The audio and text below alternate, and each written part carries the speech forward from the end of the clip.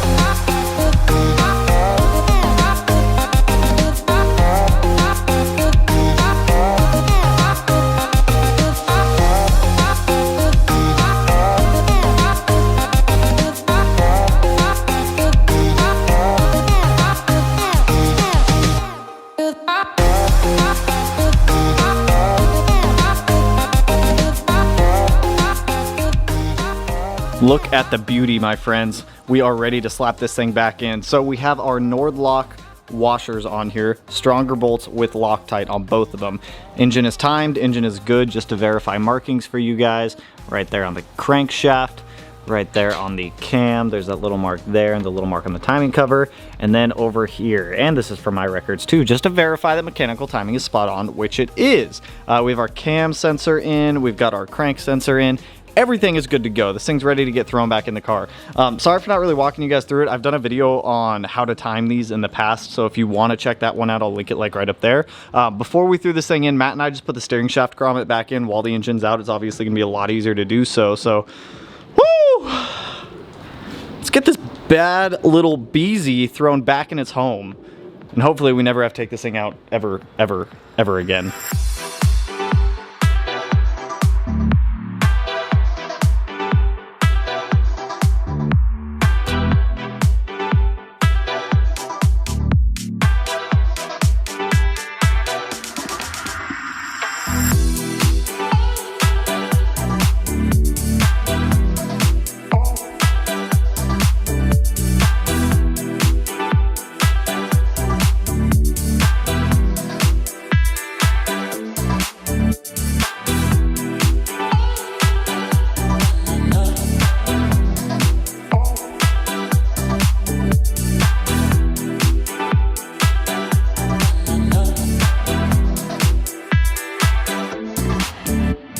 You know, some engines, installing them is easy. It's like throwing a hot dog down a hallway. They just slide right in.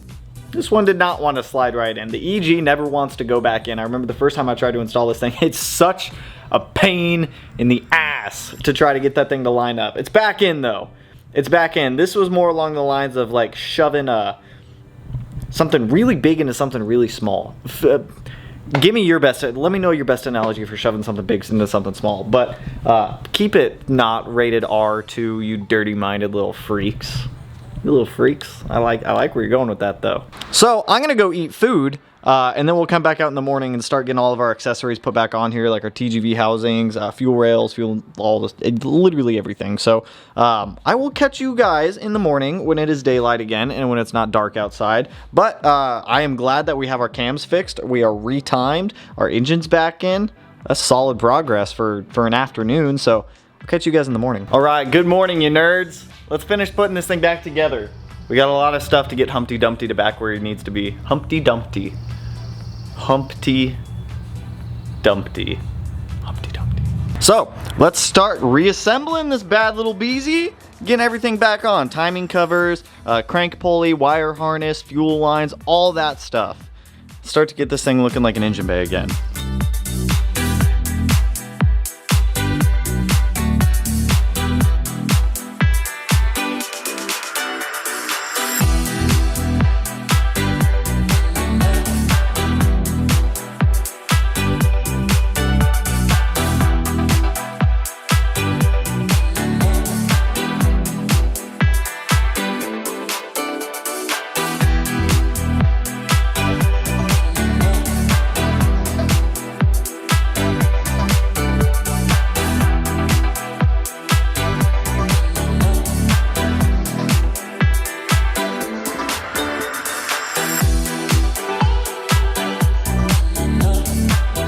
I am the master of setting things down and having absolutely no idea where I put them, whether that's tools or parts. I've been looking for 2 P-clips for like an hour. I have no idea at all where I put them. They're gone. Somewhere in the void of the garage at this point. But everything's looking spicy again. So I still have some electrical stuff to hook up, fuel lines to get back in, things like that. But I'm looking for these P-clips because I need them for the wire harness back there and the fuel feed line for back there because they need to be secured down, and I have absolutely no idea at all where I put them, which is a little bit annoying, but it's not the end of the world. I have the wire harness pretty much put back in at this point.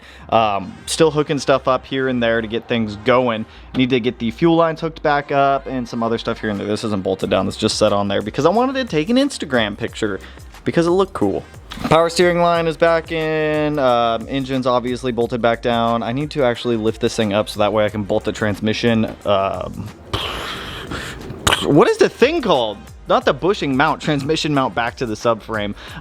Dude, I'm actually really digging these silver caps that we got now, seeing like the engine and everything back in here. I think it ties the engine bay together rather well. So, what do I want to do next? I think I'm gonna knock out the last little bit of this wiring, get some grounds back on the engine, things like that, and then I would like to get some more stuff hooked up. I just want to get this as far as I can. I may cut the hole in the fender for the fender exit today. We'll see. Let me finish hooking up some electrical stuff, then we might just cut a hole in that thing.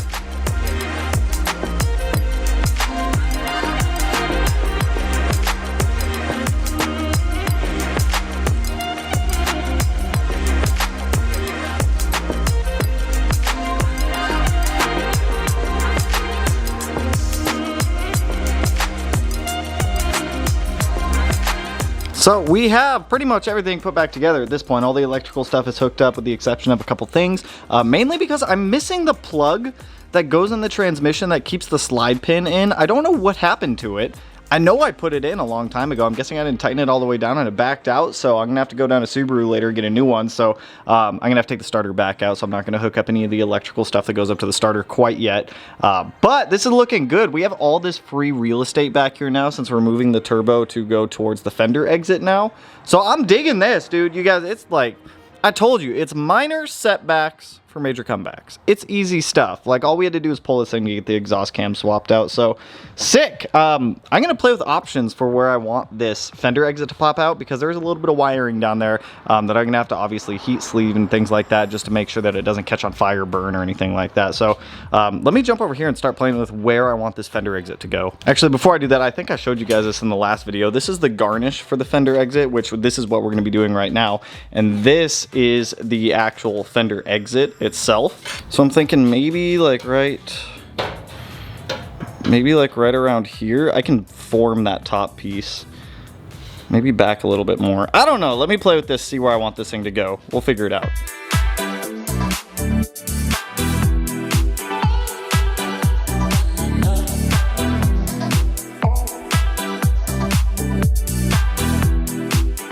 I've decided this is where I'm going.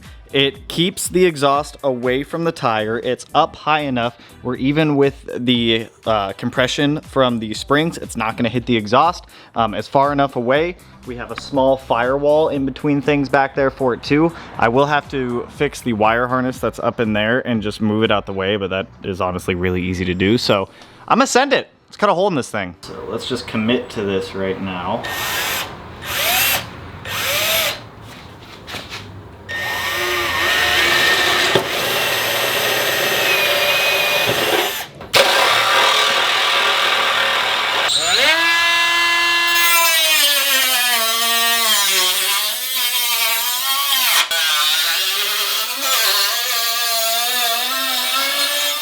A piece of my fender out. Whoop. Cool. Now that that's done, dude, look at that. It's so easy to move and maneuver stuff now. Now let's start trimming this up a little bit better. Cool. Look at that. It's starting to take shape. This section here looks like it'll be a pain.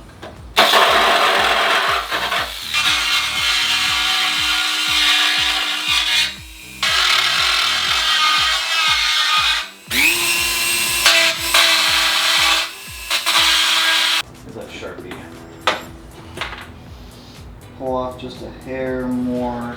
We test fit, test fit, test fit.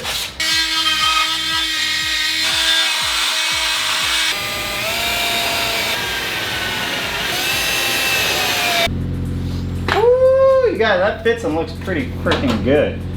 So that guy will sit right about there. I would like it flush with the fender as much as possible. Dude, I'm about it. I think that looked good. I like that. Maybe have it stick out just a hair so that way we're not like burning the car. I like it, dude. That looks so fucking good right there. Ooh.